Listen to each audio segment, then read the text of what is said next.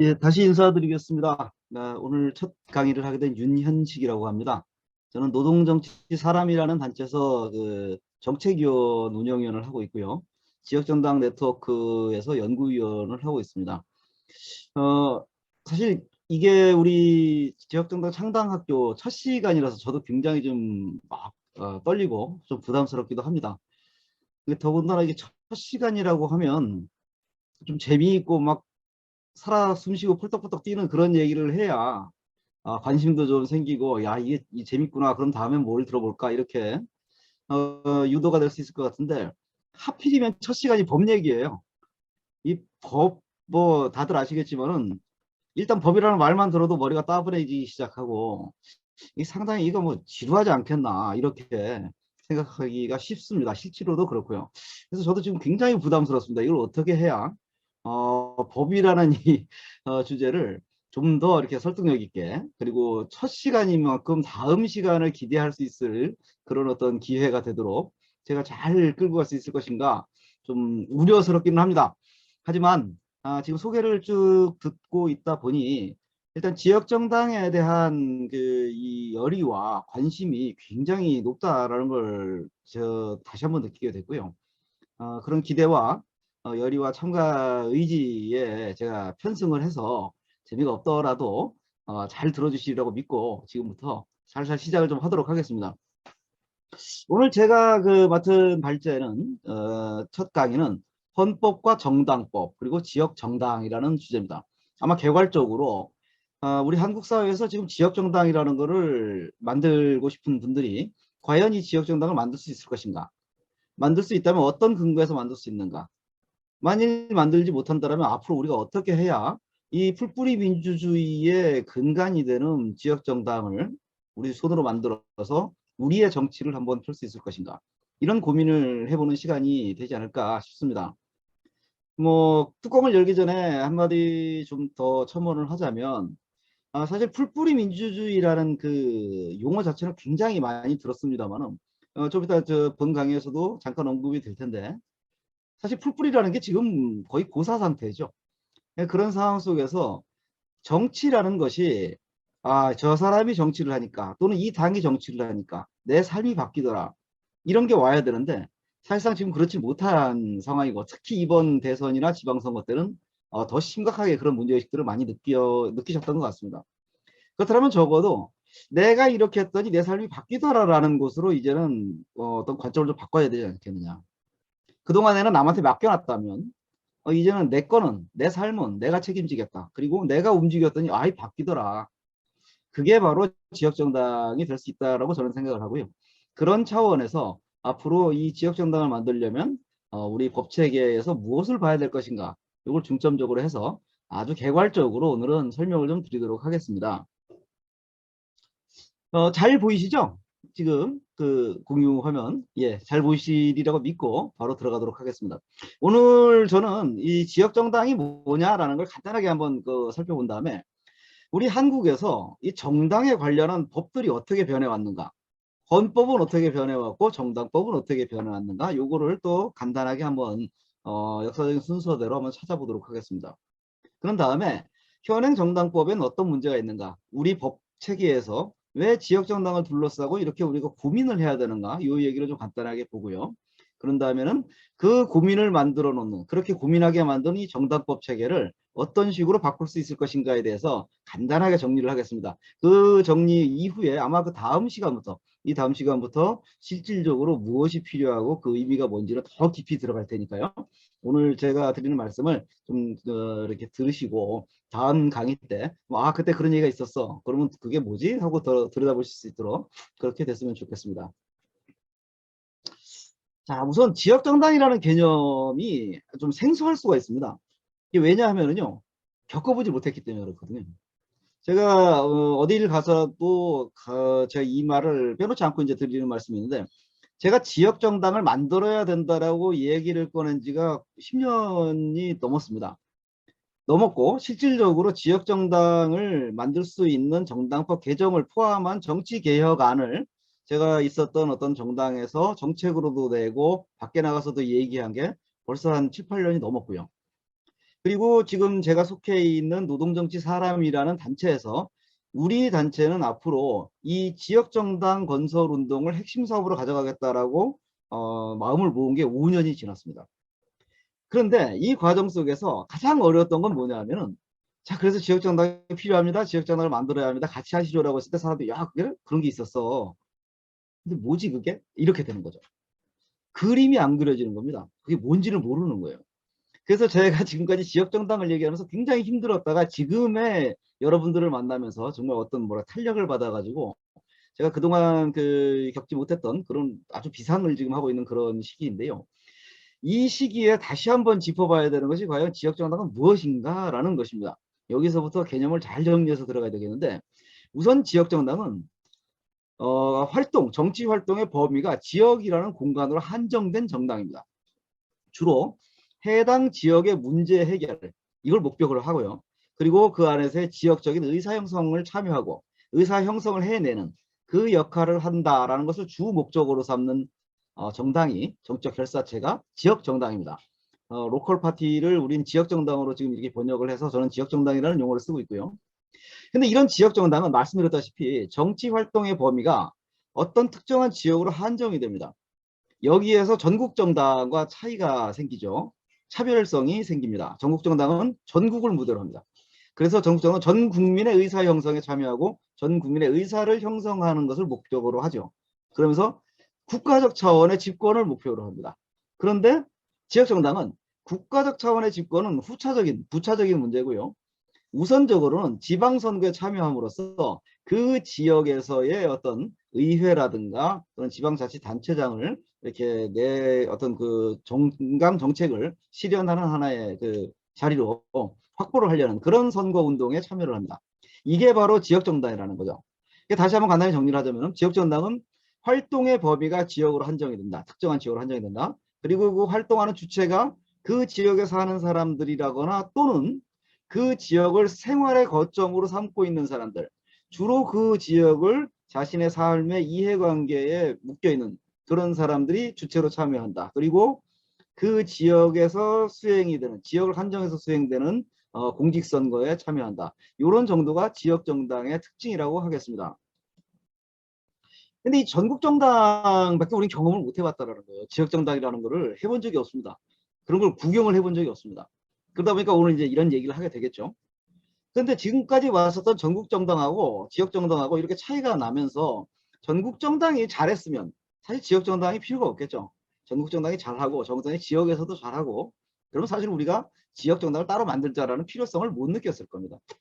근데 여러분들도 너무나 잘 느끼시다시피 한국에는 지역정당이 없고 전국정당만 있는데, 이 전국정당은 주로 전국적인 얘기를 하는 척하면서 사실은 중앙정치 차원에서 자당의 이해관계에 묶여있는 모든 것들을 지역에다가 강제를 하죠. 그러다 보니까 지역사회에서 어떤 정책이 제안되거나 정책을 중앙으로 전달하거나 하는 그런 차원이 표피적으로만 이루어지고 실질적으로는 뭐랄까 실체가 없다고 할까요? 결정적인 순간에는 중앙의 말을 따르게 만들어버리는, 그래서 지역은 소거돼 버리는, 사라져 버리는 이런 상황을 만들어내는 게 현재 전국정당의 그 정치 행태입니다. 다시 말씀드리자면 이거는 지역을 중앙정치를 위한 하나의 자원기지 정도로 생각을 한다라는 거죠. 그러다 보니까 지역에서는 정당이라고 해봐야 나하고 상관이 없고 뉴스에 나오는 큰 정당들만 있는 겁니다. 그래서 쟤들이 다 해먹네? 아, 그럼 정당이 사실 나하고 큰 상관은 없지만 하여튼 선거 때 누군가를 찍어야 되니 정당을 찍자. 저 정당을 찍자. 이렇게 되는 거죠. 근데 이런 것들을 특히나 한국은 이 국민의힘이라는 당과 더불어민주당이라는 두 당이 한쪽은 호남, 한쪽은 영남이라는 지역의 패권을 장악하면서 이걸 근거로 해서 전국 정치를 나눠먹고 있는 그런 상황입니다. 그러다 보니까 사람들이 정당에 대한 신뢰는 계속 떨어지게 되죠. 제가 지역 정당 만듭시다 그럴 때마다 어떤 그 걸림돌이 됐었던 사람들의 인식의 문제 중에 하나가 뭐냐면, 그것도 정당이냐? 예, 그렇습니다. 정당이다. 그럼 쟤들하고 똑같잖아. 뭐 너들도 쟤들하고 똑같은 짓을 하겠지. 이렇게 불신, 정당이라는 말만 꺼내자마자 그냥 불신 받아버리는 거죠. 이런 정치 불신, 정당의 불신을 누가 가져왔느냐? 바로 지금 전국 정당들이 가져왔다는 겁니다. 그 전국 정당들이 자기 불신이라는 걸 오히려 자기 자양분 삼아서 자신의 정치적 어떤 그 기득권을 유지하는 그런 요소로 삼으면서 사실 그 과정에서 지역 정치는 완전히 죽어버리는 거죠. 그러니까 당연히 전국 정당에도 지역 조직이 분명히 있지 않습니까? 법적으로 당협이라는 것이 존재하고 시도당이라는 건 의무적으로 만들어야 되고요. 그런데 이러한 지역의 어떤 그 조직들이 실질적으로 그 지역의 주민들의 이해 갈등을 조정한다거나 또는 그 지역 주민들이 필요로 하는 것들을 모아서 중앙에다가 알려서 중앙적 사안으로 만들어 가지고 어떤 아주 효과적인 해결을 한다거나 이런 것들은 안 한다라는 거죠. 오로지 선거 때만 지역 막 우리가 해드리겠습니다 얘기하고 그 지역의 뭐 지역구 국회의원 같은 경우에는 될 수 있는 뭐 그 회기 말에 쪽지 예산 하나 집어넣어 가지고 뭐 하나 해놓은 다음에 그걸 마치 자기가 모든 걸 다 한 것처럼 이렇게 포장하는 이런 상황에서 지역 정치는 계속해서 풀뿌리 민주주의를 그 근간으로 하는 지역 정치는 점점 그 근거가 사라지고 계속해서 정치 불신만 솟구치게 되는 그런 상황이 벌어지고 있습니다. 근데 이게 지역 정치가 필요하다라는 거는 학자들뿐만 아니라 하다못해 옛날에 그 지역 정당은 안 만들어도 된다라는 판결을 내렸던 헌법재판소조차 지금 이런 식의 이제 얘기를 하고 있습니다. 기초지방자치 단위를 담당할 정당 조직이 없다라는 걸 헌법재판소가 인정을 하고 있는 거예요.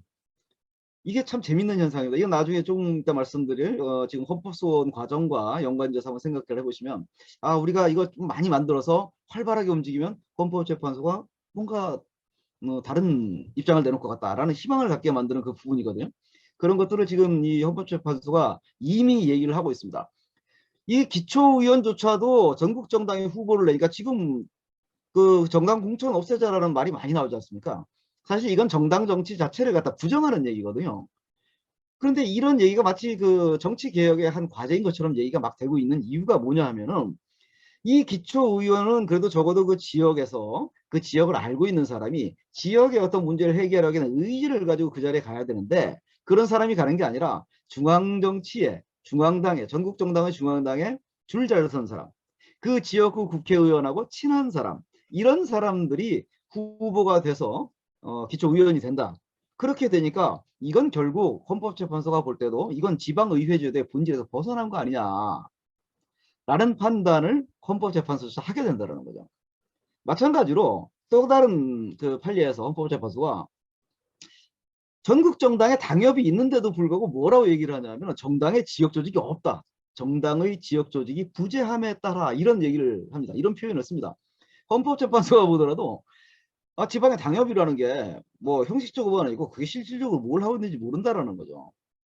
이 정도로 지금 그 한국 사회에서는 정당의 지역 조직이 제대로 거의 활동하지 못하고 있다. 조직이 안 돼 있다라는 것을 사법계도 알고 있고 학계도 알고 있고 실질적으로 정치를 하는 사람들은 더 잘 알고 있습니다. 이렇게 지역 정치, 지역 정당의 필요 이런 것들이 지금 사회적으로 굉장히 인정되고 있는 그런 상황에서 우리가 이제 지역정당 운동을 시작을 하는 거죠. 지역정당 운동을 시작을 하는데 그렇다면 아까 봤었던 전국정당이 만들어 놓은 그 폐해들 이 폐해들을 극복하는 게 지역정당 운동의 목표가 될 겁니다. 다시 이제 나눠서 얘기를 하자면 우리 지역정당은 전국정당과는 달리 상시적으로 지역민의 이익을 모아내고 그 이익을 대변할 수 있다는 거죠. 선거 때만 되면은 평상시에는 막 지역에서 지역 주민 다 해줄 것처럼 하다가 선거 때만 되면 그냥 중앙정치에 휩쓸려가는 이런 게 아니고 선거 때 오히려 지역의 이해를 선거의 공약으로 걸고 그걸 가지고 지역 주민들과 만나서 앞으로 우리가 정치적 책임지겠다라고 얘기할 수 있는 그런 역할을 할 수 있는 정치 조직이 만들어질 수 있다는 겁니다. 이런 조직은 당연하게 그 지역에 특화된 의제를 발굴을 하고 그 의제에 따른 대안을 아주 명확하게 제시를 할 수 있겠죠. 예컨대 지역에서 어떤 A라는 그 사안이 발생했을 때 전국 정당의 지역 조직은 그 A에 대해서 마치 자기들이 다 얘기해 줄 것처럼 합니다. 그런데 가만 보니까 중앙정치 차원에서는 B 지역에서 하는 것을 위해서 A 지역을 죽여야 될 필요성이 있다. 그러면은 선거 때가 되면 결정적인 순간이 되면 결국은 A 지역의 이해는 그냥 사그라들고 B 지역이 마치 전국적으로 필요한 얘기인 것처럼 그 과잉 대표되면서 그쪽 이해가 가게 되겠죠. 그럼 이때 전국 정당의 A 지역 조직은 할 게 없습니다. 이 사람들은 자기들이 그 기껏 만들어낸 지역에 특화된 어떤 의제 그리고 대안 아무짝에 소용이 없어지거든요. 같이 가자면 안 되니까. 그러나 지역 정당은 그렇지 않다라는 겁니다. 끝까지 가져갈 수 있고 바로 그렇기 때문에 민주당이 호남을 잡고 국힘이 영남을 잡고 양쪽에서 야 니들 중에 기초의원이라도 하려면 내 말을 들어야 돼 라고 해서 막 패권을 휘두르고 있으나 거기에 휩쓸리지 않는 정치를 할 수 있습니다. 거기 휩쓸리지 않는 지역 정치를 할 수 있는 게 바로 지역정당이라는 거죠. 이런 지역정당들이 많이 생기게 되면은 진짜 다양한 정치 세력이 서로 아주 건강한 그 경쟁을 하는 그런 장이 열리게 됩니다. 이렇게 되면은 중앙정치도 건강해지는 거죠. 지역에 패권을 두고 있으니까 어차피 망해도 다음 선거 때는 여기서 잘만 버티면 이길 수 있다라는 그런 거 가지고 버텨왔던 기존의 전국 정당도 이제는 그런 식으로는 정치를 할 수가 없다라는 겁니다. 그렇게 또 하나 이들이 지역 패권을 잡으면서 결국 자기들이 살려니까 지역끼리 싸움을 붙이죠. 이게 바로 지역 감정이거든요. 어떤 분들은 그런 얘기를 합니다. 지역 정당 만들어지면 오히려 지역 감정이 더 심해지지 않겠느냐. 정반대라는 거죠. 오히려 지역 감정으로 지금껏 이 나라의 그 권력을 장악하고 휘둘러 왔었던 자들이 이제 그렇게 하기 힘들어진다. 지역 감정에 기대기 힘들어지는 그 어떤 조건을 바로 지역 정당이 만들어낼 수 있다는 겁니다. 이 과정을 통해서 풀뿌리 민주주의는 당연히 건강해지고 우리가 그동안 겪어보지 못했던 그런 차원으로 성장하게 되겠죠. 자, 지금 제가 이렇게 이제 지역정당이라는 부분은 아주 개괄적으로 간략하게 말씀을 드렸는데요. 근데 이제 이렇게 좋은 지역정당, 이런 목적을 가지고 있는 지역정당을 왜 우리가 운동을 하면서 지금 이야기를 해야 되느냐. 자, 이게 이제 한국의 법에 문제가 있습니다. 이제 지금부터 약간은 딱딱해질 수 있는 그런 얘기들을 좀 진행을 해보도록 하겠습니다. 일단 간단하게 우리 한국에서 정당을 규제하는 이 법제도가 어떤 식으로 흘러왔는지 지금까지 왔는지 한번 역사적으로 법제사적으로 한번 보도록 하겠습니다. 그러니까 아시다시피 우리는 그 45년도에 해방이 됐, 1945년도에 해방이 됐을 때 뭐 자력으로 해방이 된 게 아니라 미군이 이제 남한에 진주를 하고 그 소비에트 연방이 이제 이북에 진중을 38선 이북에 진주를 하면서 일본이 물러나게 되는, 그러면서 이제 38선을 기준으로 해서 남북이 외국 그 군대에 의해서 분할 통치되는 군정 시기를 겪게 되죠. 이때 이제 미 군정기에 미군들이 포고령을 그 내서 한국 사회에서 정치를 하고 싶은 사람들은 요 규칙에 따라라라고 얘기했던 게 바로 이 정당에 관한 규칙입니다. 미 군정법령 제55호인데요. 이 군정법령 제55호가 가지고 있는 가장 큰 맹점은 뭐냐면 미군이라는, 그 당시에 미군이 이제 다 장악을 했기 때문에 행정까지 다 하는 거죠. 일종의 이제 행정부의 역할을 하는 건데 이 행정부의 마음에 따라서 정당이 만들어질 수도 있고 없어질 수도 있습니다. 이 정당에 관한 규칙에 의해서 정당을 등록을 해야 되는데 정당에 관한 규칙에 따라서 자기들이 봤을 때 이 얘들이 그 우리가 원하는 형태의 정치를 하지 않는다. 그러면은 미 군정이 그냥 없애버릴 수가 있습니다. 근데 이거는 좀 말이 안 되는 거죠. 정당이라는 거는 그 자체가 가장 강력한 정치 결사체고 이것은 정치적 자유를 획득한, 그리고 그걸 자유롭게 행사할 수 있는 조직이기 때문에 이것을 행정을 하고 있는 행정 집단이, 행정부나 이런 데가 임의로 이런 정치 결사를 없앤다라는 것은 정치적 활동, 정치 활동의 자유, 정치적 의사의 자유를 근본적으로 침해하는 거거든요. 이래서는 안 되는데 미군은 점령군의 입장에서 이걸 당연하다듯이 그 자신들의 정당에 관한 규칙에다가 집어넣어 놨었습니다. 그럼에도 불구하고 이 미 군정기에 만들어졌었던 정당에 관한 규칙은 굉장히 재미있는 아이디어를 지금 우리 아들한테 주고 있어요. 뭐냐면 이 당시에 정당이라고 등록할 수 있는 기준이라는 게 어떤 것이었느냐. 보시다시피 3명만 모이면 정당이 될 수가 있습니다. 3명만 모이면 정당이 될 수 있습니다. 이 3명이라는 것은 전국적으로 3명이냐 지역적으로 3명이냐를 가리지 않습니다. 그냥 3명만 모이면 되고요. 그런 다음에 그 정당에 관한 규칙에는 정치활동이라는 것이 무엇이냐라는 의미가 있습니다. 그 이들이 규정한 정치활동이라는 건 뭐냐, 정부의 정책, 뭐 국민의 권리, 의무 이런 것과 관련해서 통치에 관한 이야기를 하는 활동, 그런 활동을 하면 이것이 정치활동이다. 그런 정치활동을 하기 위해서 3명 이상이 모이면 정당으로 등록을 해라, 단체로 등록을 해라 라는 게 바로 이 미군정령의 규칙이고요. 특히나 여기서 보면은 지금 현행의 정당법과는 굉장히 다른 체제가 뭐냐면 2개 이상의 도에 걸쳐서 활동하는 정당과 하나의 도 안에서만 활동하는 정당을 나눠 놓습니다. 그래서 앞에 거는 중앙에 가서 신청을 해야 되고 뒤에 거는 그냥 자기가 활동하는 도에 가서 신청을 하면 됩니다. 이게 사실은 지금으로 따지면 광역 단위의 광역 정당을 인정하는 그런 체계죠. 그런 이 과정을 거쳐서 정당이 등록되고 수많은 정당이 등록됐다가 나중에 미군정이 예를 들어서 그 좌익계 정당들은 다 때려 없애고 뭐 이런 과정들이 반복이 됩니다.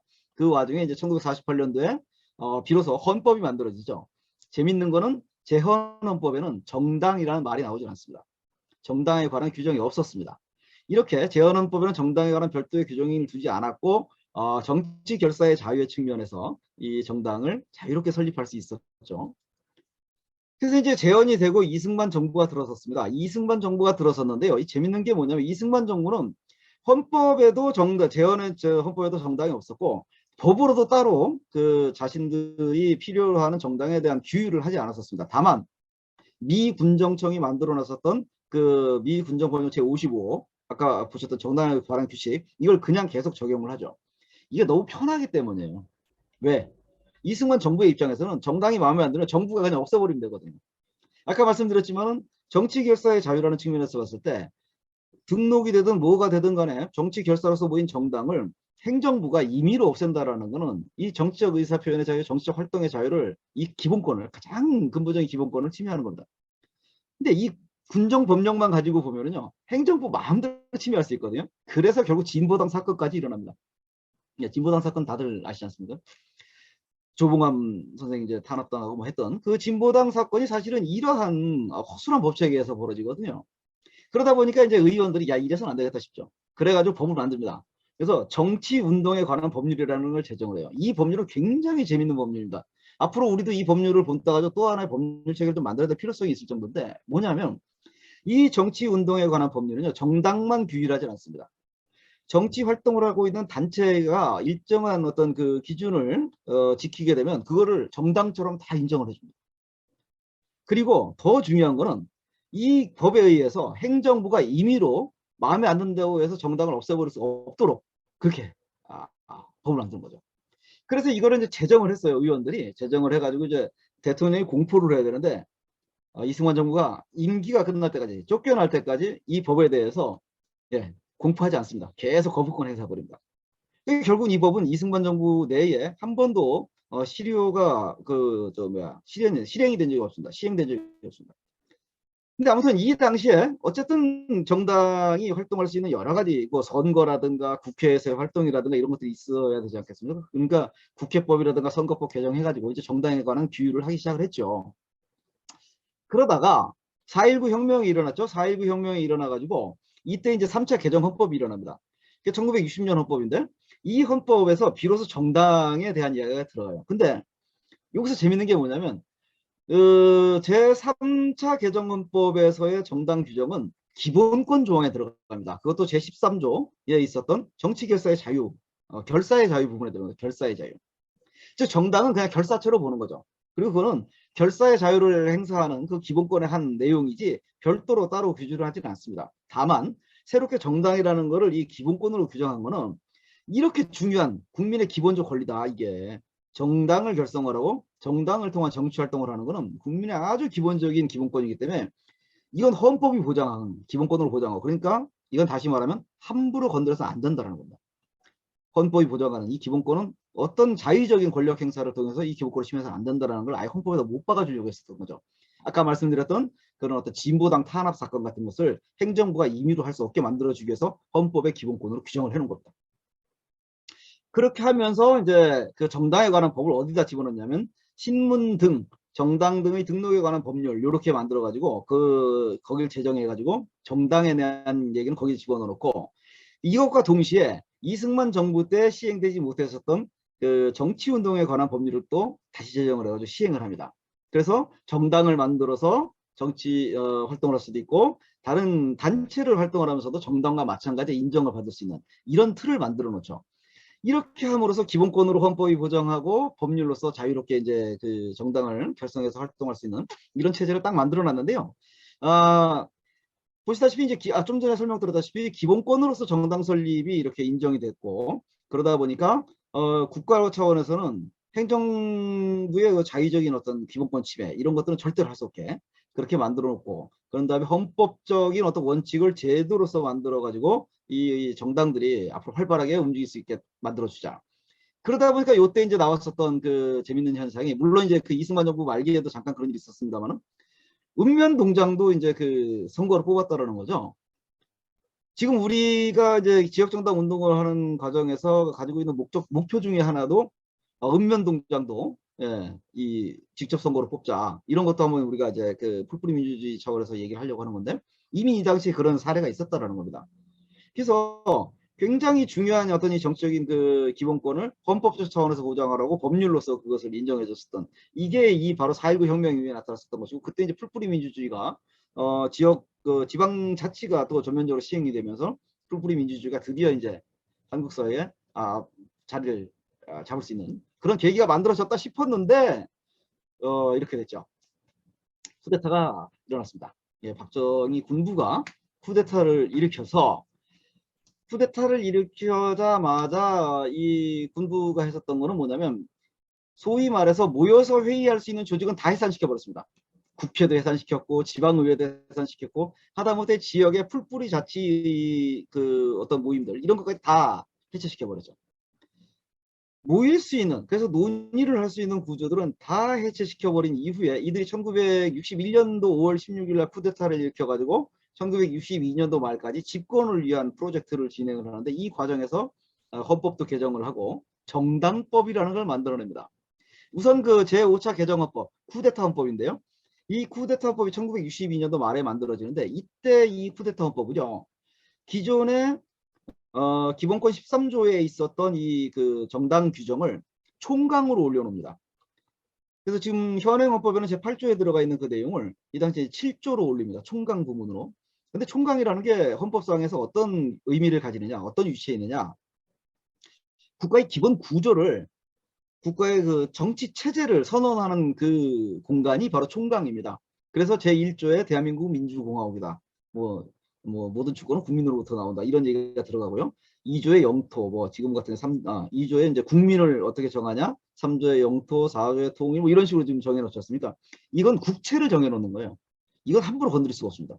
그리고 이 국채를 정해놨다는 것은 국가의 모든 힘을 총동원해서 이것은 강력하게 국가의 바운드, 국가의 그 권력의 손 안에 두겠다. 라는 걸 표방하는 거거든요.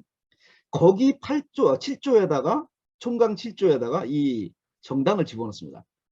지금 보시다시피 내용은 굉장히 그럴싸하죠. 정당의 설립은 자유고 복수정당제는 보장된다. 지금 헌법하고 거의 같습니다. 정당은 민주적인 조직이 있어야 되고, 그 다음에 국가의 보호를 받는다. 다만 해산, 지금은 이제 그 헌법재판소가 해산할 수 있고, 정부가 제소할 수 있고 이렇게 돼 있는데, 그 지금 똑같은 구조입니다. 얼핏 보면은 굉장히 민주적인 것 같고 정당을 국가가 보호해 주려고 하는 것 같은 그 생각이 드는데 사실은 이거는 기본권 조항에서 국민들이 마음대로 하되 아주 이게 문제가 생겼을 때만 어쩔 수 없이 국가가 개입한다가 아니라 기본적으로 국가가 정당을 관리하겠다라는 의지를 선언한 거죠. 헌법에 이렇게 만들어 놓고 이들이 그 다음 한 작업이 뭐냐면 이제 정당법을 만들어 놓습니다. 이렇게 이제 그 5차 개헌과 동시에 정당법을 제정을 하게 되거든요. 아까 말씀드렸던 헌법의 어떤 그런 것들이 정당의 표지로서 이런 어떤 것들은 다 갖춰야 된다. 그렇게 안 갖추면 우리가 허락을 안 해줄 거야. 이 선언을 한 거잖아요. 국가의 관리 체계 안에 든다는 걸. 그렇게 해놓고 정당법을 만들어 놨는데 이 정당법은 결국은 뭐냐면 그 속성은 62년도 헌법과 62년도에 만든 정당법을 근거로 해서 공화당이 창당이 되고 공화당의 최고 자리에 박정희가 들어가고 박정희가 군복을 벗고 민간인이 돼서 공화당 후보로 대통령이 되도록 만드는 그 프로젝트의 일환이었습니다. 헌법도 그렇고 정당법도 그렇고. 자, 그래서 이제 뭐 아주 유명한 얘기입니다만 박정희가 원래 이제 그 민간에다가 정치 질서가 안정이 되고 사회 혼란이 이게 해소가 되면은 반드시 우리는 민간에다가 이 권력을 이양하겠다라고 그 혁명 공약에다 내놨었잖아요. 그리고 그 약속을 지켰습니다. 자기가 군복을 벗고 민간인이 돼서 민간에 이양을 했죠. 이거 엄청나게 약속을 잘 지킨 그 박정희인데 자 이렇게 해서 그 본인이 군복을 벗고 대통령이 될 수 있는 하나의 프로젝트로 만들어졌던 게 바로 이 그 62년도 헌법과 정당법이라는 겁니다. 그때 정당법을 어떻게 만들었느냐 바로 지금 정당법과 똑같은 구조로 만들었습니다. 정당은 수도에 소재하는 중앙당이 있어야 된다. 중앙당을 서울에 두지 않은 정당은 정당으로 등록이 될 수가 없습니다. 그리고 이 당시에는 이제 그 당 지부라는 개념을 썼고요. 그리고 지금은 시도당이라는 광역 단위로 기초조직을 그 규제하지만 당시에는 지구당이라고 해가지고 지금의 이제 그 기초단위, 기초지방자치단위 여기를 지역조직으로 구성을 했었습니다. 지금처럼 비슷한 형태의 뭐 지역선거구 총수의 3분의 1이라는 지구당을 가져야 된다, 뭐 등등등. 그리고 서울특별시, 부산시와 뭐 이런데 분산돼야 된다. 광역에 분산이 돼야 된다. 지구당에 50명 이상의 당원을 가져야 된다. 지금 정당, 이따가 좀 이따 보시겠습니다만 지금 정당법하고 체계가 똑같습니다. 이 당시에도 이런 기준을 맞춰서 정당 만들기가 정말 힘듭니다. 이렇게 만들어 놓고 이 군부에서 이 정당법은 건전한 양당제를 지향을 하면서 정치 안정을 도모하기 위해서 이런 정당법 구조를 만들었다고 자기들이 아예 얘기를 해버려요. 그러니까 당연히 이 구조 속에서 지금까지 이어져 내려오다 보니까 국민의힘과 더불어민주당이 양당제로 붙여져 버리는 이런 체계가 나올 수밖에 없는 그런 상황이 되어버렸습니다. 보시면은 이제 좀 전까지는 62년 체제였는데 68년도 지나고 71년도 대선이 지난 다음에 유신헌법을 또 만듭니다. 잘 아시다시피 1972년도에 만들었을 때 유신헌법은 이 보통 헌법이 아니죠. 이건 사실은 헌법이라고 칠 수가 없는 헌법입니다. 이건 소위 말하는 총통제 이 법령인데 이걸 민주주의 국가에서 이걸 헌법, 우리 헌법이었다고 얘기하기가 굉장히 곤란할 정도의 그런 헌법이었죠. 그리고 이 유신헌법과 신군부 헌법은 마찬가지로 아까 보셨던 그 7조하고 똑같은 내용을 그냥 두고 있습니다. 그 헌법에다가 그대로 두고 있어요. 그리고 정당법도 그대로 가져갑니다. 그 틀을 그대로 가져갑니다. 그런데다가 특히 유신헌법하고 이제 조금 이따 보실 이 전두환이 만든 신군부 헌법에서 정말 우리는 중요한 걸 봐야 되는데 뭐냐면 유신헌법 부칙 제10조에 뭐라고 돼 있었느냐. 이 헌법에 의한 지방의회는 조국 통일이 이루어질 때까지 구성하지 아니한다라고 했습니다. 아시다시피 1972년도에 유신헌법이 만들어지지 않습니까? 근데 그 이전에 무슨 일이 있었냐? 바로 그해 7월 4일 날 실사 남북 공동선언이 있었습니다. 이때만 해도 남북 통일이 될 줄 알았죠. 68년도에 김신조가 넘어오고 푸에볼로 사건 터지고 막 그러면서 남북이 진짜 막 전쟁 직전까지 갔지 않습니까? 전쟁 직전까지 갔던 그 상황을 넘기면서 7.4 남북 공동선언까지 했을 때 사실 남북한의 이제 그 민중들은, 인민들은 이제 뭐 통일이 될 수 있지 않을까? 통일이 안 되더라도 좀 평화롭게 되지 않을까 기대를 가졌었는데 금방 경색이 되면서 사실 이 유신헌법을 만들면서 내놨던 캐치프레이즈 중에 하나가 뭐냐면 반공방첩이었습니다. 반공 태세를 더욱 강화하겠다는 얘기였거든요. 근데 이때 재밌는 게 뭐냐면 유신헌법이 남한에서 선포가 되던 그 시기 즈음에 해가지고 북한에서도 역시 주체헌법이 만들어집니다. 최초로. 결국 남한과 북한 정권이 흘러갔던 방향을 보면 사실상 조국 통일이 언제 이루어질지 모르는 상태로 달려가기 시작했던 때죠. 그런데 부칙 10조에다가 지방의회는 조국 통일이 이루어질 때까지 구성하지 아니한다라고 규정을 했습니다. 이건 지방의회를 안 만들겠다는 얘기입니다. 풀뿌리 민주주의를 인정 안 하겠다는 얘기죠. 마찬가지로 전두환이가 신군부헌법을 만들었는데요. 이 똑같은 10조에다 뭐라고 했냐. 지방의회는 지방자치단체 재정 자립도를 감안해서 순차적으로 구성하겠다라고 얘기합니다. 그런데 여러분도 아시다시피 지방자치에 대해서 전두환 정권은 하물며 노태우 정권 넘어가서까지도 지방자치에 대해서 이들은 거의 신경을 쓰지 않았습니다. 지방재정 자립이라든가 이런 거에 대해서 오히려 재정을 틀어쥐고 중앙 차원에서 이제 관리를 하려는 시스템을 더욱 강화했었지 결코 이 재정 자립도의 어떤 그런 부분들을 지방의회에 풀어주려는 지방의회를 만들 정도로 풀어주려는 그런 것들은 제가 볼 때는 하지 않았었다라는 거죠.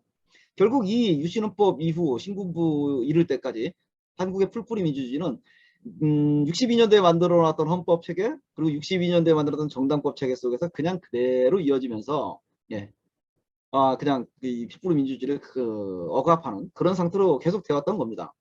여기 좀 보이실지 모르겠는데 그 정당법이 어떻게 바뀌었느냐 보시면요 똑같습니다. 여기서 보시면은 중앙당을 수도에 둬야 된다는 조항은 지금까지 단 한 번도 바뀐 적이 없습니다.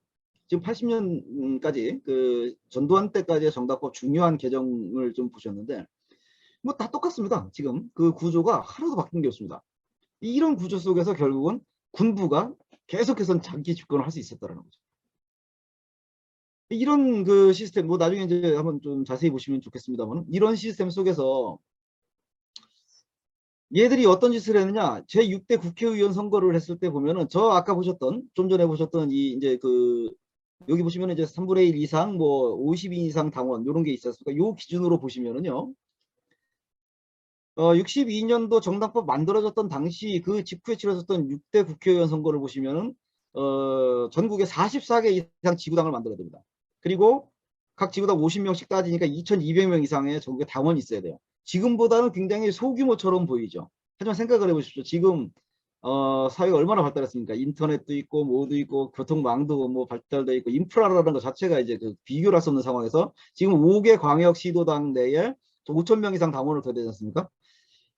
지금 그 초창기에 44개 이상 지구당 2,200명 당원이라는 건요. 지금보다도 더 어려울 수가 있었습니다. 굉장히 당 만들기 어렵게 만들어 놓은 거죠. 71년도에 이제 그 69년도에 만든 정당법을 따지면은 여기는 이제 좀 더 강화가 되죠. 강화가 됐다가 유신헌법 만들고 난 다음에는 오히려 그 좀 약화됩니다.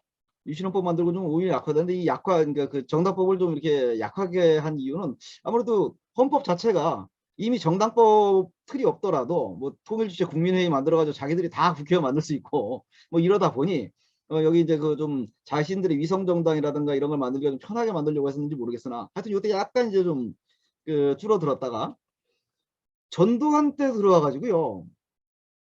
이 선거 구별 2인 중선거구제를 시행하거든요. 이 73년도에 중선거구제 도입을 해가지고 이때도 국회의원 때 이제 중선거구제가 계속 시행이 되는데 이때 이제 기준이 좀 바뀐 상황에서 따져보니까 전국에 당원이 700명 정도만 있으면 정당을 하나 만들 수 있게 됐어요.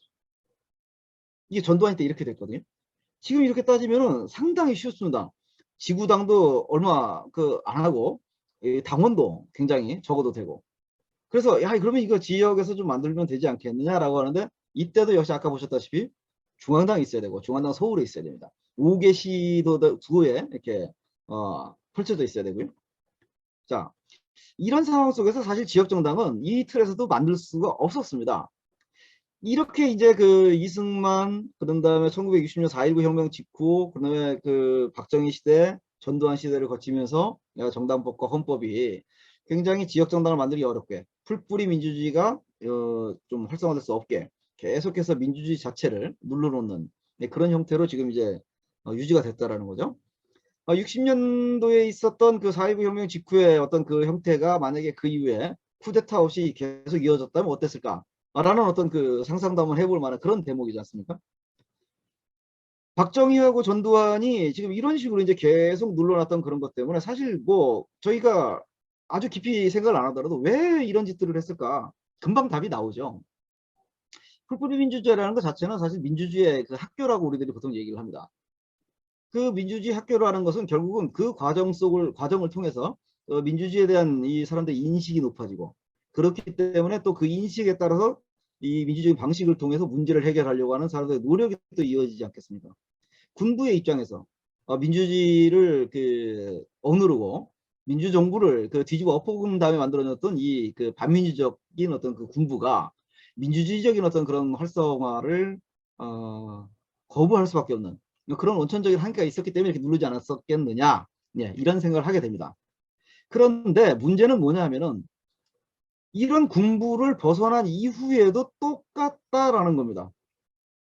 군부 정권이 무너졌는데도 군부 정권이 만들어놨던 틀이 똑같이 지금까지 이어지고 있다는 거죠. 왜 이게 지금 이렇게 되느냐. 그럼 현황을 먼저 보시겠습니다.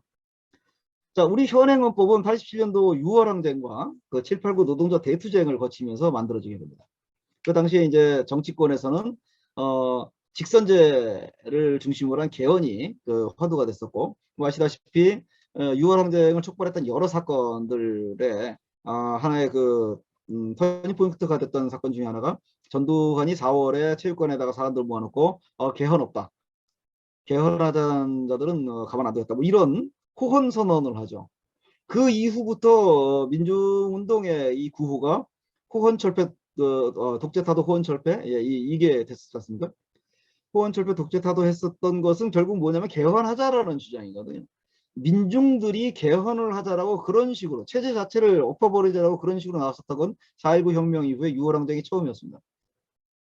그 과정 속에서 새로운 헌법이 논의가 되기 시작했고 그러면서 지금의 현행 헌법이 제9차 개정 헌법이 나타나게 됐죠. 그런데 이상하게 정당에 관한 헌법의 규정은 조문의 번호만 바뀌고 내용은 똑같이 그대로 유지가 됩니다. 내용은 똑같이 유지. 민주화 세력조차도 이 부분에 대해서 신경을 안 썼더라고요. 결국은 그때의 시스템이 그대로 내려오고 정당법 시스템이 그대로 내려오서 아까도 말씀드렸던 양당의 분할 구도가 점점 더 고착돼 버리는 겁니다. 이건 역사적인 배경이 있는 거죠. 법적인 배경이 있는 겁니다. 아무튼 이런 그대로 내려온 헌법 체계 속에서 정당법은 어떻게 됐느냐? 수도 규정은 바뀌질 않았습니다. 똑같습니다. 정당은 수도에 둬야 된다. 근데 여기서 이제 그 2004년도에 법이 개정이 되면서요. 지구당이 사라졌습니다. 그 전까지는 지구당을 중심으로 해가지고 지역 조직을 구성하도록 만들어놨었는데 지구당이 사라지고 시도당만 두게 됐습니다. 이게 왜 그랬냐면은 지구당이 각종의 문제를 일으키는 주범, 정치적인 문제를 일으키는 주범이다라는 비난을 받으면서 이제 없어지게 됐습니다. 아시다시피 뭐 지구당은 돈 먹는 하마다, 뭐 지역구 의원의 무슨 그 전위 조직이다, 뭐 이런 식으로 그러면서 지역 정치를 이제 왜곡한다라는 이런 어떤 비난을 받으면서 지구당은 없어졌죠. 그리고서 소위 말하는 오세훈법에 의해서 오세훈 정치개혁법에 의해서 그때 뭐 이제 그 정치자금법부터 시작해서 선거법 막 같이 바뀌면서 정당법도 개정이 되면서 정당은 시도당을 지역의 조직으로 두는 체제로 바뀝니다. 그러면서 1천 이상의 당원을 둬야 된다. 이게 지금까지 계속해서 이어지고 있습니다. 자, 지금까지 제가 이제 설명드렸다시피 법제사적으로 보더라도 우리나라의 헌법에 정당 규정이 들어가는 과정, 그리고 그 기본권에다가 집어넣었던 어떤 그런 것들을 왜곡하면서 총광으로 올리는 이 군사 쿠데타 세력들의 어떤 그 목적, 그리고 그 목적의식 속에서 만들어진 정당법 체계, 이게 87년 민주화 이후에도 그대로 유지되고 있고, 소위 민주화 세력이라고 하는 민주당 계열도 바로 이 정당법 구조 틀 안에서 자신들의 기득권을 계속해서 재생산하고 유지하고 있다는 겁니다.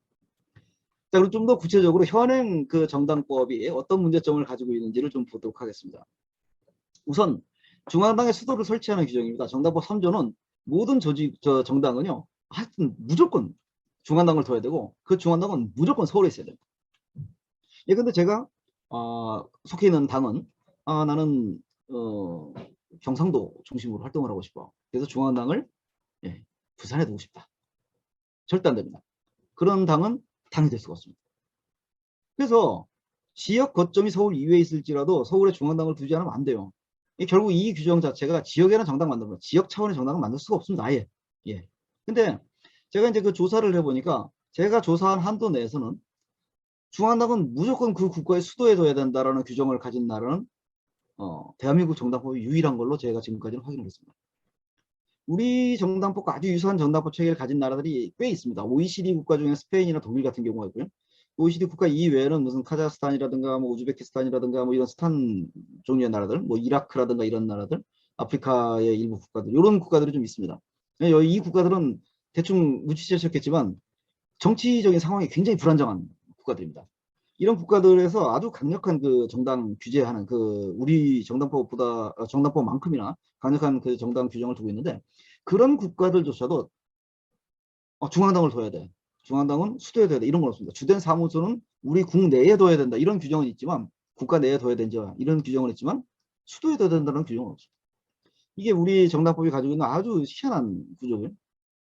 5개 광역시도당 설치 의무 규정이 있습니다. 이거 굉장히 어렵습니다. 그 2006년도에 있었던 헌법재판소 판례에 따르면은 이렇게 해도 정당을 만드는데 크게 어렵지 않다. 이런 식으로 헌법재판관들이 얘기를 합니다. 정당 한번 안 만들어 보신 분들이 하는 얘기죠. 5개 광역시도당이 이제 설치를 할 수 있게 되는데, 예컨대 그러면 우리가 그 꼼수를 좀 부려서 중앙당은 서울에 두더라도 서울에는 중앙당이 있지만 지역정당 활동을 한번 해보겠다, 광역정당을 한번 해보겠다 라고 할 수 있는 유일한 지역이 있습니다. 바로 영남입니다. 왜냐? 영남은 5개의 광역시도당이 있습니다. 경상남북도가 있죠. 부산, 대구, 울산 광역시 이렇게 5개가 있죠. 그래서 영남당이라는 광역정당은 만들 수가 있어요. 그것도 이제 그냥 작은 어떤 그 하나의 단위가 아니라 정말 그 메가적인 어떤 그런 차원에서 권역 정당이 만들어진 거죠.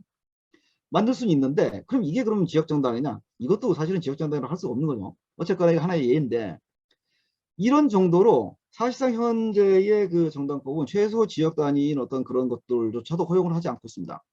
지구당이 없어진 거는 굉장히 희한한, 전 세계적으로 볼 때도 굉장히 그 뭐랄까 이 독특한, 굉장히 좀 이상한 그런 구조인데요.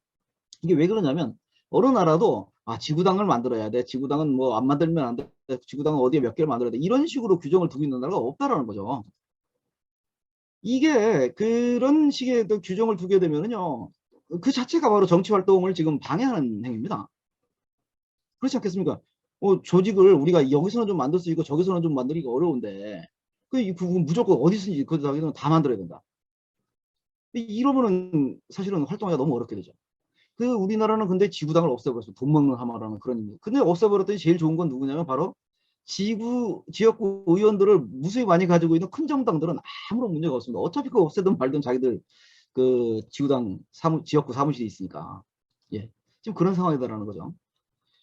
그리고 이제 1000명 이상의 각 광역 당부마다 당원을 둬야 된다는, 이것도 5000명 이상 해야 되는데, 아까 말씀드렸던 이 헌법재판소 판례를 보면은 이게 다 합헌이랍니다. 아이고, 아니 부산에서 1000명을 못 모으겠어? 서울에서 1000명을 못 모아? 이게 지금 헌법재판소의 판단인 거죠. 근데 사실 1000명 모으는 게 이게 쉽지 않거든요. 당을 만든다고 했을 때.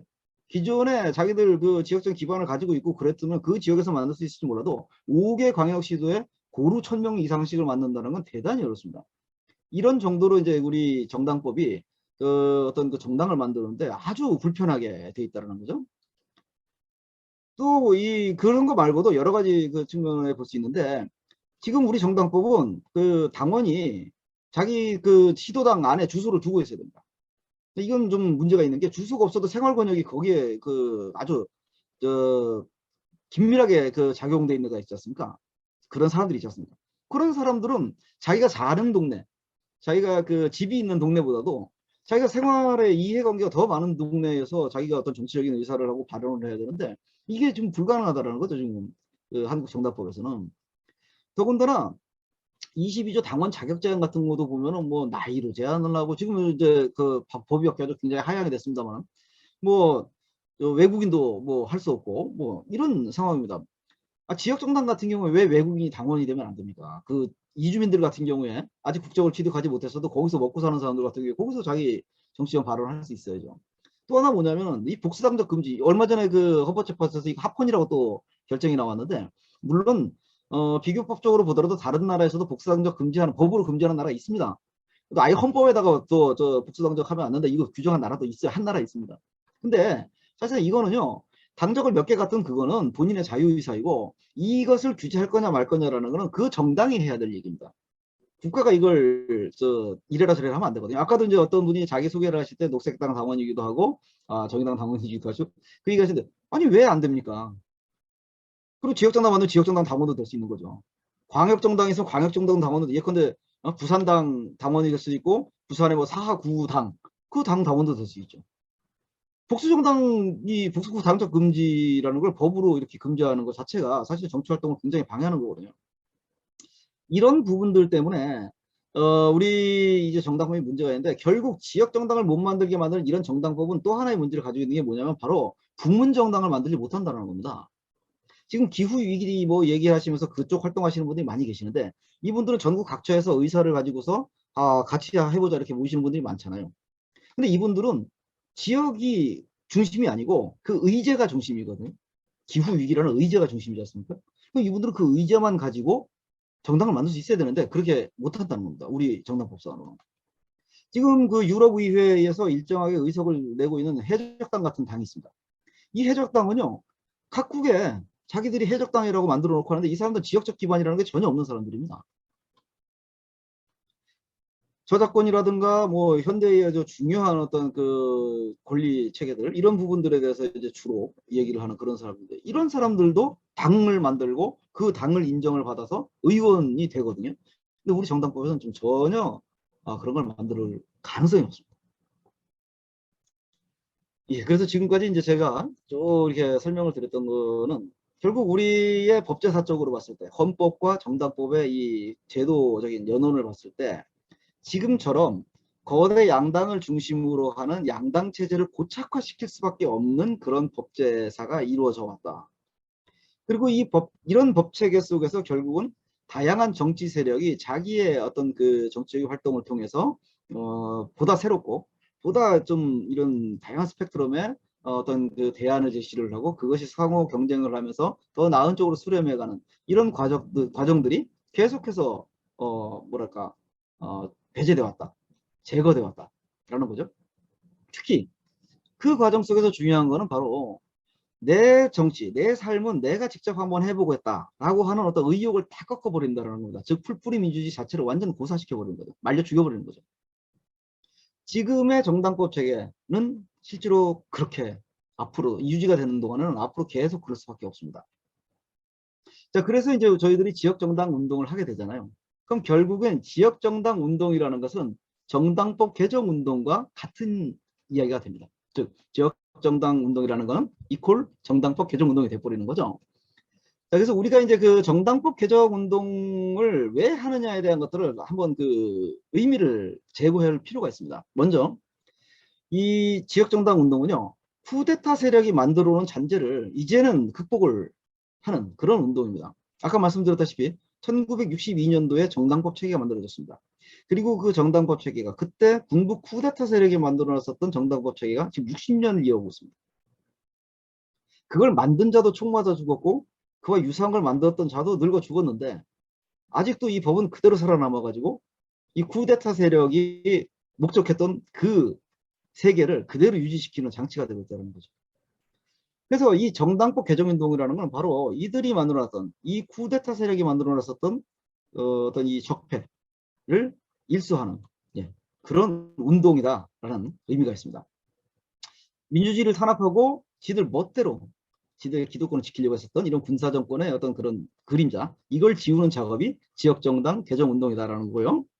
또 하나는 뭐냐면 계속해서 이런 지역정당 덕분에 활개를 쳐왔던 이 거대 양당의 구조, 특히나 양쪽 지역을 활거하고 그 지역의 패권을 장악하고 그걸 근거로 해서 중앙정치 차원에서 자기들끼리 정권을 주고받는 이런 지역 패권 중심의 양당 체제를 극복하는 그 과정의 하나의 출발점이 바로 정당법 개정 운동이라는 겁니다.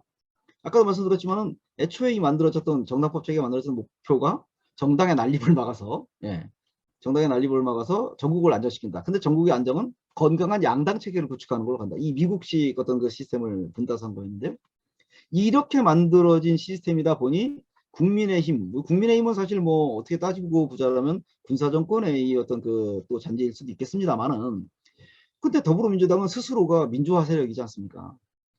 뭐 요새는 뭐 진보라고도 하고. 근데 그런 자들 그런 정당조차도 군부가 만들어 놓은 그 시스템에 기대서 그 어떤 그 효과를 자기들이 만끽하고 있는 이런 체제는 이제 없어져야 되지 않겠느냐. 그래서 이제 권위주의적인 어떤 그 정권이 주장한 지역 감정에 근간한 이런 양당 체제 이것에 균열을 내고 어떤 이 지금과 같은 이 잘못된 구조를 극복하는 이런 어떤 출발점이 바로 정당법 개정 운동이다라고 말씀드릴 수 있겠습니다. 또 하나 바로 그렇기 때문에 이 과정 속에서 중요한 것이 바로 풀뿌리 민주주의라는 거죠. 계속해서 말씀드립니다만은 정치가 가지고 있는 효용이라는 것은 결국은 이렇게 했더니 내가 살기 좋아졌더라. 내 삶이 바뀌더라. 내 정신이 달라지고 그저 막 돈 벌고 막 이런 것에 파묻히는 것이 아니라 정말 주변을 돌아보면서 같이 뭔가 행복해질 수 있는 그런 것들을 만들어 보자. 이게 내가 정치를 했더니 그렇게 되네. 이거는요.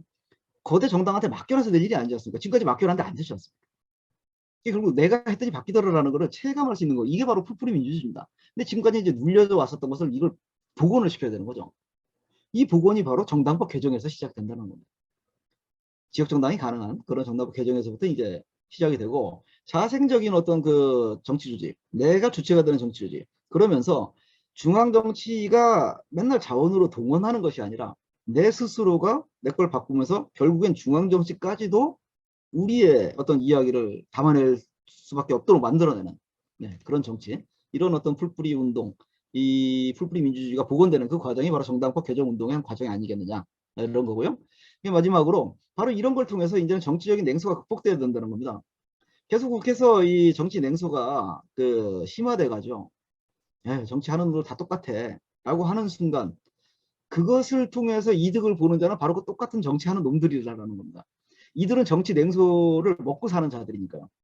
정치적 냉소가 커지면 커질수록 이들은 포퓰리즘이라는 그 대중 추수주의 사람들한테 인기 영합하는 그런 쪽으로만 가도 자기들의 자리를 지킬 수 있게 됩니다. 냉소가 커지면 커지고 깊어지면 깊어질수록 이게 더 쉽거든요. 그들은 오히려 정치 냉소를 자꾸 조장을 하죠. 이상한 짓만 하지 않습니까? 웃기는 짓을 하고. 예.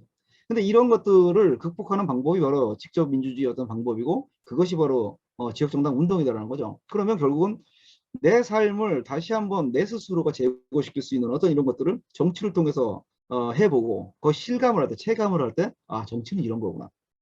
저런 정치가 아니라 제대로 된 정치를 해봐야겠구나. 이런 것을 통해서 정치에 대한 냉소를 극복하면서 세상을 바꿔나갈 수 있는, 좀 더 좋은 세상으로 나가는 그런 어떤 과정을 만들어낼 수 있지 않겠냐. 이게 바로 지역정당 운동이고 정당법 개정 운동이 될 것이다 라고 저는 생각을 합니다. 자, 그럼 이렇게 훌륭한, 제가 말씀드린 훌륭하다니까 좀 자화자찬 같긴 한데, 이렇게 훌륭한 정당법 개정 운동을 하기 위해서, 제대로 하기 위해서 그럼 우리 이제 무엇을 해야 되느냐. 여기부터 숙제입니다. 그리고 앞으로 이후에 있을 강의에서 이제 이 문제들은 좀 더 심화적이고 실천적으로 뭐 고민이 돼야 될 텐데요. 저는 운을 한번 띄우는 측면에서 오늘 간단하게 좀 말씀드리도록 하겠습니다. 먼저 지금 우리가 해야 되는 거는 지역정당 창당 운동을 좀 활성화시키는 게 필요하다고 저는 생각을 합니다.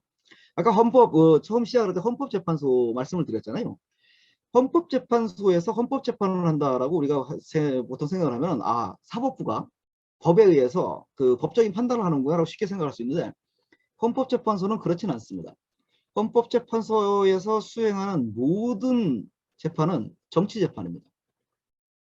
헌법을 기준으로 해서 판단을 한다고 했을 때, 그 헌법은 단순히 헌법 그 전에 나와 있는 글자만 가지고서 판단을 하는 것이 아닙니다. 그 헌법 전이 간직하고 있는 그 어떤 의미 자체도 중요하겠지만, 그 헌법을 둘러싸고 있는 헌법 현실, 사실은 그 헌법 현실이 헌법의 실체거든요. 그 헌법 현실이 지금 어떤 것인가를 헌법재판소에서 판단을 해서 과거와 달라진 헌법 현실을 자신들은 반영할 수밖에 없고, 그 헌법 현실을 통해서 자신들이, 아, 우리 헌법에서는 이렇게 지금 이 사안을 판단합니다라고 판단할 수밖에 없습니다. 그럼 이 헌법 현실은 무엇이냐? 바로 그 헌법 현실이라는 건 누가 얼마나 많이 그 헌법적인 측면에서 자기의 그 어떤 입장과 이해관계를 우리 헌법 체계 안에서 관철하고 있느냐. 이게 바로 헌법 현실이거든요. 즉, 전국 정당이 장악하고 다른 것이 일체 나올 수 없는 상황이면 그들이 이 세상의 주인이 된 것이 헌법 현실입니다. 그러면 헌법재판소에서는 당연히 그걸 기준으로 해서 판단할 수밖에 없다는 거죠. 그것이 헌법이니까, 체계니까. 그런데 지역정당을 무수히 만들어내고 지금 지역정당을 못 만들게 하고 있는 이 정당법에 대해서 계속해서 얘기를 하게 되면요, 현재의 헌법 제8조 정당법 규정만을 가지고도 사실은 지역정당을 얼마든지 만들 수 있습니다. 왜냐하면 지금 헌법 자체는 지역정당을 창당해라 말아라라는 규정이 없어요. 복수정당 허용된다고 돼 있거든요. 이거는 어떤 형태의 정당이든지 가능하다라는 것을 헌법이 이미 얘기를 하고 있는 겁니다. 표현은 그렇게 안 돼 있더라도 그 의미는 그렇게 된 거예요. 근데 그 의미를 그런 의미로 해석할 수 있게 만들어주는 거는 헌법 현실이 그 의미대로 형성이 돼 있을 때 그렇게 되는 거죠. 그럼 그게 뭐냐? 바로 전국 정당 사이사이를 비집고 지역 정당이 우후스처럼 생겨가지고, 야, 이건 도저히 이거 지역 정당이라는 것이 지금 이렇게 우리 헌법 실체가 돼 있는데 이걸 인정 안 해줄 수가 있느냐? 이렇게 되면 헌법재판소가 바뀌게 될 수 있습니다. 약간 이제 밑에 다시 헌법소원 청구에 관한 얘기가 나올 텐데, 그걸 위해서 지역정당 창당 운동은 정말 활발하게 일어나야 되고요. 저는 이제 개인적으로 사람들한테 요새 최근 들어가지고 자신이 좀 생겨가지고 좀 이제 뻥을 치는 게, 내년 한 상반기까지 기초정당 50개, 광역정당 한 2개 이상 만들어내게 목표입니다. 뭐 이런 이제 구라를 이제 치기 시작합니다.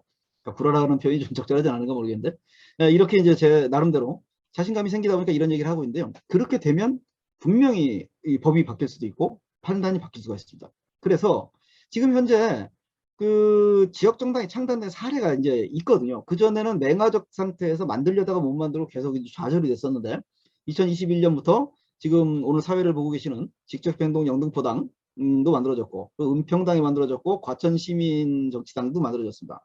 조만간에 이제 진주가치라는 이쪽에서 또 당을 좀 계획을 하고 있고요.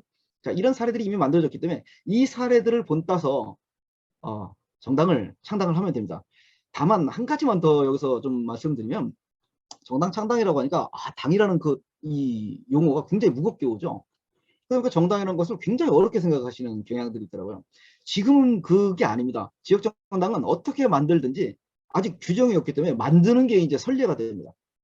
그리고 그런 어떤 형태가 계속해서 되게 되면, 지금 현재 이 앞에 만들어졌던 정당들은 당원 30명을 기준으로 만들었는데, 이거는 그거 싫고 기초정당 한 15명, 10명만 있으면 당으로 등록할래, 이렇게 한 그 지역에서 한 뭐 수십 개가 나온다. 그러면 어쩔 수 없습니다. 그게 나중에는 기준이 됩니다.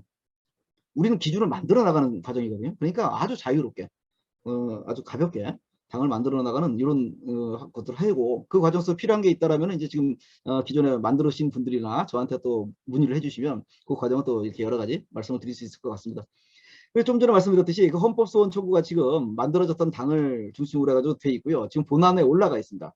근데 좀 전에 말씀드렸던 것처럼 수많은 지역정당이 만들어져서 이 수많은 지역정당이 계속해서 선거관리위원회가 등록 신청을 해서 반려를 받고, 그 반려받은 걸 근거로 해서 헌법소원을 제기를 하고, 이 헌법재판소에다 계속해서 같은 사안으로 이 헌법소원을 청구를 하면 좋지 않을까.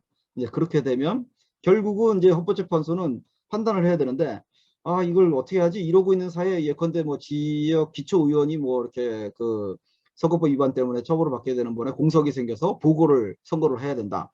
그럴 때 그 지역에 그서 헌법 소원을 걸어놨던 기초 정당이, 아, 우리 여기 후보 내고 싶은데 우리가 지금 지역 정당 창당이 안 돼가지고 후보를 못 내고 있는데, 당 후보를 못 내고 있는데 빨리 이거 결정 내려달라, 이런 식으로 또 헌법 소원할 수 있고, 이 굉장히 계속해서 이제 헌법재판소를 압박할 수 있는 여지가 생겨나거든요.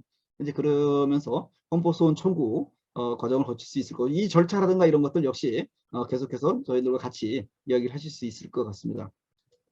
그리고 지금 이제 마지막으로 결국 법이 바뀌게 되거든요. 문제는 이 법을 바꾸는 자들이 국회의원이라는 거고, 그 국회의원들이 바로 양당에 있는 사람들이라는 겁니다. 이게 제일 어렵습니다. 결국 국회의원들이, 아, 이거 밀리고 밀려서 이거 만들어주지 않으면 다음번에 내가 선거를 못 나가겠구나, 이렇게까지 생각을 할 수 있도록 만들어줘야 됩니다. 지역에서 이 정당법이 개정될 수 있도록 만들고, 그런 어떤 힘이 가해지면은 결국은 이 전국 정당도 흔들릴 수밖에 없는 그런 상황이 벌어지게 될 거라고 저는 생각을 하거든요. 지금 안 그래도 그 정치개혁 차원에서 예컨대 더불어민주당의 이상민 의원 같은 경우는, 아, 이건 지역정당이 가능한 정당법 개정이 필요하다라는 이야기를 계속해서 하고 있습니다. 예.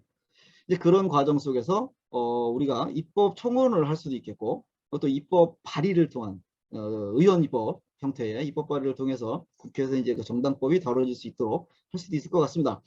그래서 이제 여러 가지 방법이 있는데요. 지금 현행 정당법을 개정하는 방안도 필요하지만은, 아예 뭐 정당법 자체를 폐지를 하고 일본처럼 그냥 이렇게 그 단체 결사, 요걸 인정하는, 결사를 정당처럼 인정해버리는 그런 어떤 법체계로 갈 수도 있고요. 또는 두 개가 병행이 될 수도 있고요. 아주 다양한 방식으로 입법을 우리가 제한할 수도 있고, 그렇게 되면 결국 법을 여러 형태로 고민할 수밖에 없지 않겠느냐. 예, 이 과정 속에서 입법운동이 어떤 힘을 받을 수 있을 것 같습니다. 참고로 정당법 개정 입법 관련해 가지고 과거에도 이런 일이 있었습니다. 여기 보시면은 2010년도에 이미 그 강기정 의원을 통해 가지고 입법 청원이 한번 됐었고요. 그 다음에 의원들이 이렇게 발의를 한 적도 있습니다. 그리고 청원이 또 한 번 있었고, 20대 국회가 끝날 때쯤 해가지고 이제 그 천정배 의원이 이 정당법, 그 지역정당이 가능한 정당법을 발의한 적이 있습니다. 물론 이 천정배 의원이 발의할 당시에는 사실 이 천정배 의원을 둘러싸고 있는 그 정당 정치 조직들이 실제로 지역 거점을 확보를 하지 않으면 안 되는 그런 상황 속에서 지역의 거점을 확보할 수 있는 그 방법이 무엇이냐라는 고민 때문에 나왔을 수도 있습니다. 이 지역 정당 가능하게 만들어 놓는 게, 요거는 뭐 이제 정치적인 어떤 배경이 있다 보니까 나중에 뭐 얘기할 수 있지 않을까 싶은데, 아무튼 과거에도 이런 그 정당법 개정을 위한 움직임이 있었기 때문에 21대 국회는 아직까지 없는데요. 이제 하반기 정기국회가 이제 다음 달에 그 개원이 되고, 그러면 그 과정 속에서 정치개혁에 대한 논의가 이제 좀 활발하게 진행이 될 때, 이때 정당법 개정에 대한 얘기들을 좀 활발하게 밀어넣을 수 있지 않겠느냐, 좀 이런 생각도 좀 해봅니다.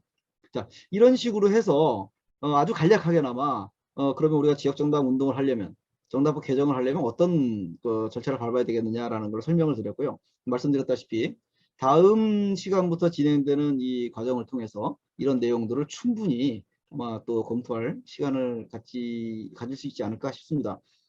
뭐 드릴 말씀이 굉장히 많은데, 그 인사 소개하고 뭐 이러면서 거의 30분이 지났고 저에게 주어진 1시간밖에 없었기 때문에 제가 그 시간에 맞춰 가지고 좀 정리를 하는데요. 뭐 나머지 좀 더 하실 말씀이라든가 이런 것들은 뭐 질의응답이라든가 소회를 말씀해 주시는 시간에 좀 더 들어보는 정도로 하겠습니다. 저의 발제는 이걸로 마치도록 하겠습니다. 감사합니다.